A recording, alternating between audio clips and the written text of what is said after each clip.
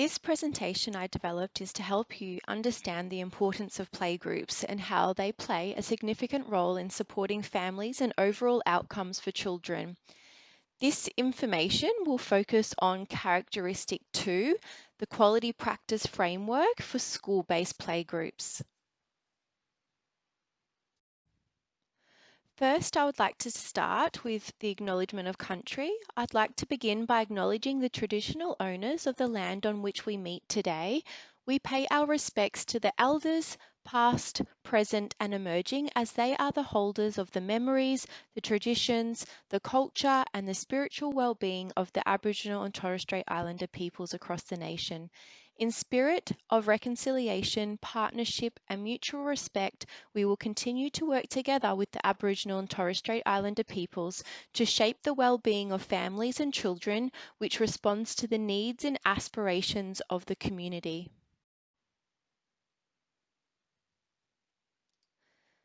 Today we're going to explore developing your knowledge and understanding of characteristic 2 of the quality practice framework for school-based playgroups.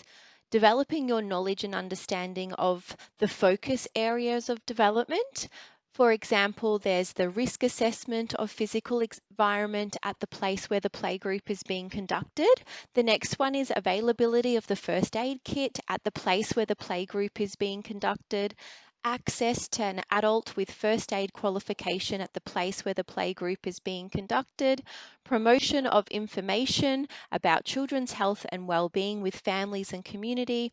Implementation of hygiene practices, consideration of dietary options in provision of food for children and parents or caregivers, completion of safety checks of playgroup environment prior to the playgroup sessions, and the last one is the implementation and promotion of sun-safe practices. Characteristic 2, children's health and safety.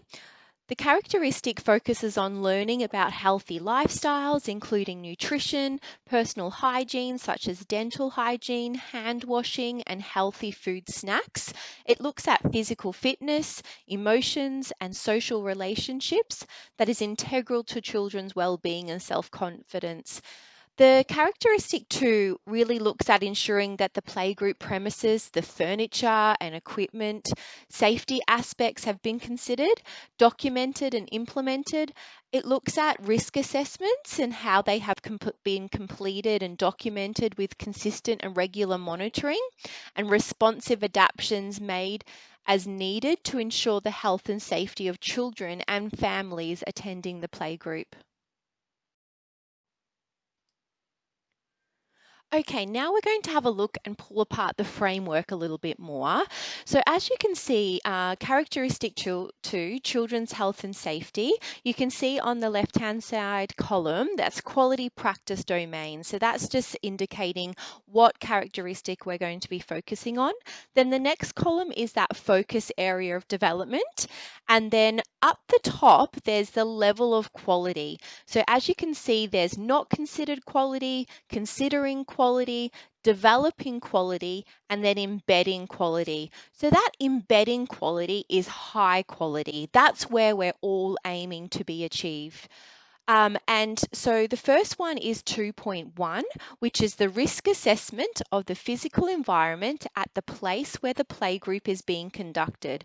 So you can see that embedding quality is that completed risk assessments of the physical environment, including premises, furniture, and equipment safety aspects. So the risk assessments are completed with consistent and regular monitoring and responsive adaptations made as needed to ensure the health and safety of children and families attending the playgroup.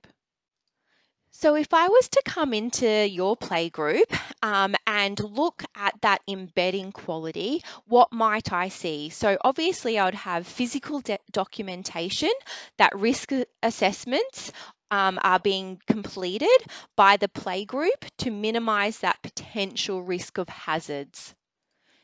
So you may start, by analysing the outside environment and having a look at the outside environment to see what potential risks may occur. For example, you may have a big fixed play fort within your playgroup environment. So you may have a look at some of the potential risks. So maybe there's a really tall slide that, for an infant, maybe a 2 to 3-year-old, that may pose quite a significant risk because it's quite high. So you may analyze and pop in your risk assessment some things that may determine that risk, and then you would put some things in there that would limit that risk. So for example, you would have the safety mats underneath the slide, and also that you would articulate to your parents at all times that children are not to be left unattended playing on that play equipment. The next one is 2.2, availability of the first aid kit at the place where the play group is being conducted. So that embedding quality column looks at the first aid kit should be available, it should be fully stocked and regularly monitored. And that just means that you have to check your first aid kit, because the band-aids and things can go out of date. And also you should be checking if you've got adequate band-aids and bandages and disinfectant and things like that within your first aid kit. You should also have your first aid kit available at all times. So if you're transitioning from inside play to outside play, then you should be taking that first aid kit with you. The next one we're going to move on to is 2.3, and that is access to an adult with first aid qualification at the place where the playgroup is being conducted. So that embedding quality looks at least one adult with current first aid qualification in providing an emergency first aid response in an education and care setting. And the qualification should also have connected to it the anaphylaxis management training and emergency asthma management training. And that person should be in attendance and available for an emergency at all times. The next one we're going to focus on is 2.4, which is the promotion of information about children's health and well-being with families and community.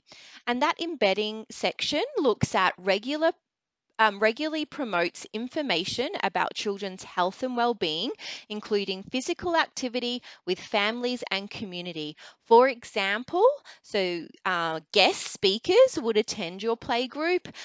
For example, a dental van, cooking, healthy eating, fact sheets, local community support organisations. So if I was visiting your playgroup and I would be looking for some things that would meet 2.4, that embedding quality, I might have seen, for example, the promotion of healthy eating and nutrition practices, and they were modelled, supported, and encouraged with families and children. There may be information provided about dental health, so you may have a display up in your playgroup, and it may contain information such as dental health, maybe hygiene practices, including hand washing, dental hygiene, ear care. Maybe there might be information about immunization, vaccines, child health checks, red flags, maybe even developmental milestones information as well. Another idea to help meet this particular element may be that the facilitator provides information about children's health and well-being via newsletters, the school newsletters, Facebook, emails, and lots of displays around the playgroup environment, and maybe even through verbal discussions with families and children that attend your playgroup as well. 2.4 also focuses on the encouragement and participation of physical experiences for children and families, and activities are provided that combine, gross and fine motor experience as well. Okay, the next one we'll move on to is 2.5, which is the implementation of hygiene practices. So, embedding high quality practices would look like the implementation of health and hygiene practices. And they are communicated to families. And also, for example, the facilitator would role model and encourages correct hygiene practices, and families are also aware of those correct hygiene practices within the playgroup environment. So, if I was to come into your playgroup again, I would see things like signs that would indicate instructions for hand washing. They would be displayed in appropriate areas of the playgroup space. There would be hygiene practices that reflect current research and advice from health authorities. For example, one really great guide is the Staying Healthy in Childcare booklet. And also, I would see appropriate hand washing by the facilitators, by children, and by families. And also, I would see, when facilitators are handling food, maybe handling food out, they would be using gloves and tongs to, promote that safe hygiene practices. Okay, now we're going to move on to 2.6, which is consideration of dietary options in provision of food for children and parents. So the embedding quality section looks at consideration is given to the dietary options when providing food for children and parents, which is safe and nutritious for all families, meeting their diverse dietary and medical needs. Now, what that means is that the playgroup would consult with families around children's dietary requirements, and any food that is provided by the playgroup. For example, you may provide morning tea or some snacks or maybe some, lunch. Then you would consult with families through the enrollment documentation or maybe just verbally, and determine if the children have any dietary or medical needs that you would have to consider when providing food at your playgroup. Also, if you do have any dietary requirements or medical needs that for children attending your playgroup, it's probably a really great idea to share with other families that there may be a child that has an egg allergy, for example. So, if children want to celebrate birthdays, for example, then the parents will be more mindful of when they're providing cake that it will not contain any egg. The next one we're going to move on to is 2.7, and that's the completion of safety checks of a playgroup environment prior to the playgroup sessions. The embedding quality looks at consideration is always given for safety checks of the playgroup environment, and it should be documented and action taken before every playgroup session. And all that means is that safety checks of the indoor and the outdoor environment is conducted before families and children access the playgroup. So you would look at, whether, for example, your electrical power points, they all have the safety covers on them, so little children can't stick, sharp objects in the PowerPoint. It would look at if the playgroup has a fire extinguisher and a fire blanket in the kitchen. It would also look at if you've got a telephone that's easy accessible, so if there's an emergency. It would look at if you've got appropriate soft fall under the play equipment, and also if you've made an obstacle course, for example, you would have some soft mats underneath to protect the children if they fall. It would also look at, if there's maybe, around the fence line, if there's any broken glass or syringes that have been thrown over the fence. It would look at if the play equipment isn't broken. You would take all of these things into consideration when you're developing your own safety checklists. And the lucky last for characteristic to children's health and safety is 2.8, and that is the implementation and promotion of sun-safe practices. So the embedding quality section looks at sun safety practices are embedded into the playgroup environment, and regular promotion of sun safety information is shared with children and families. For example, upon arrival, children and families are encouraged to put sun cream on at a sunscreen station, and all children and families are encouraged to wear hats and sun-safe clothing during outside playtime. There may be some sun-safe posters that are displayed throughout the playgroup space as well. Some other ideas, if you've got some older children, or even you can do this with the families, is looking at the UV rating at the time of your playgroup session. And this can be done through the Sun Safety website. Sun Cancer website, I think they even have a tool that you can check the UV rating. And if it is below 3, then that means it is safe to go outside without any sun cream or hat. But obviously, it's a very good habit to get into to always wear sun cream and always wear a hat and long sleeve shirt.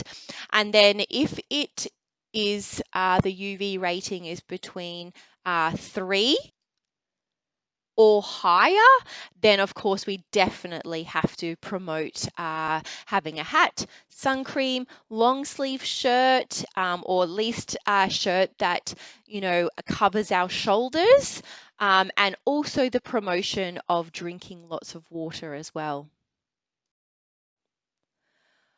Okay, so staying healthy in childcare. Now, this was, the booklet that I was talking about before, and this can be accessed on the online portal. There's a link to the Staying Healthy in Childcare, and also they have a website as well. So I just wanted to specifically look at hand hygiene. So it outlines in the book all about hygiene and all about especially hand hygiene, and it looks at how we can ensure that we have no germs on our hands. So obviously, hand hygiene is one of the most simple and effective ways to break that chain of infection. The most effective method of hand hygiene is using soap and water, and this is the best option when your hands are visibly dirty. If your hands are not visibly dirty, then using alcohol-based hand rub, which has become more than common these days, is another effective way to remove germs from your hands that have been picked up from touching, a contaminated surface. For example, you may have washed your hands, but then you may, handle a piece of play equipment, for example, and then, you're wanting to support a child with their eating, so you can rub some hand rub on your hand, alcohol hand rub on your hand to kill the germs. Here are some examples of some posters that you can easily download and print off for your families. One is just explaining the role of hands and how they spread infection. So, you can be spreading infection from just playing with toys to eating to touching almost anything. You can spread germs via your hands. And then there's another poster here of how to wash your hands correctly as well. A lot of early childhood settings do a song with children and families to teach them how to wash their hands, and also the length of time you should be washing your hands. So that's a really effective way to show families and children how to wash their hands correctly. This is a slide about sun safety and what I was talking about before. So wherever practical, outdoor activities should take place before 10 a.m. and after 3 p.m. when UV levels are lower, as the UV level is often above 3. Which, like what I was explaining before, and it's outside of those peak UV periods. So the UV level must be checked daily to ascertain when sun protection is required outside of the UV periods. So multiple sun protection is required whenever the UV index level is forecast to reach 3 or above. In Queensland, the UV index is usually at 3 or above all year round. I remember when I was a kindergarten teacher and I would check it with my kindergarten students, and sometimes, like around, winter time, the UV level did go below 3, but, it was still encouraged to wear a sun-safe hat. And just to the right-hand side of this slide is just a little poster that you can print off and display around your playgroup space if you wish. And it's just a Sun Smart checklist.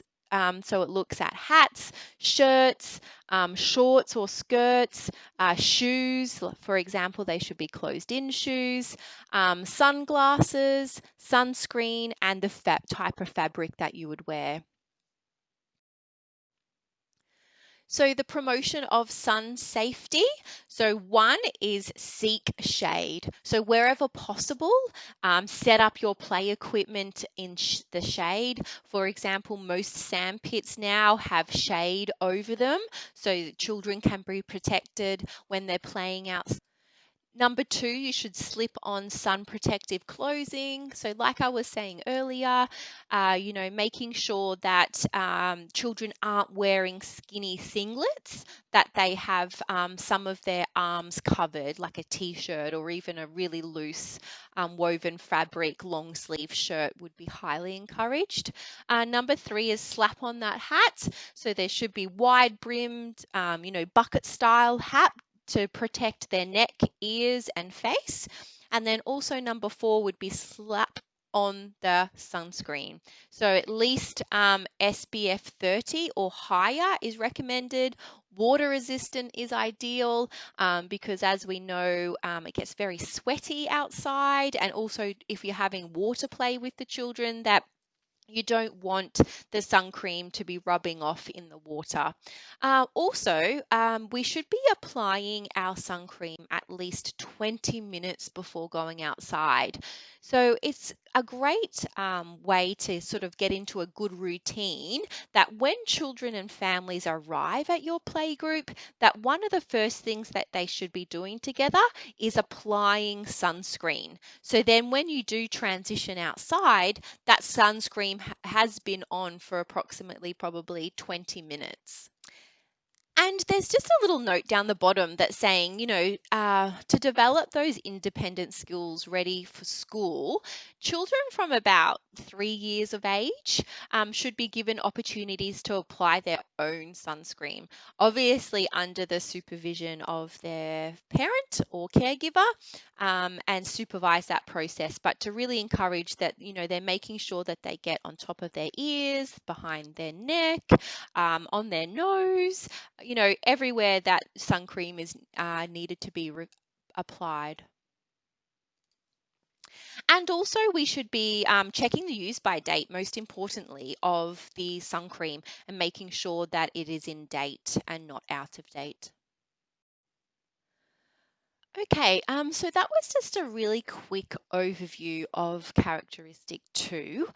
And after you finish this PowerPoint, there are some activities that I would like you to complete just to get more familiar with the characteristic and what it entails. So for example, there's activity 1, which should take maybe around 45 minutes, but you go to the Staying Healthy in Childcare website, And you read the following sections. So there'll be one about main ways to prevent infection, effective hand hygiene.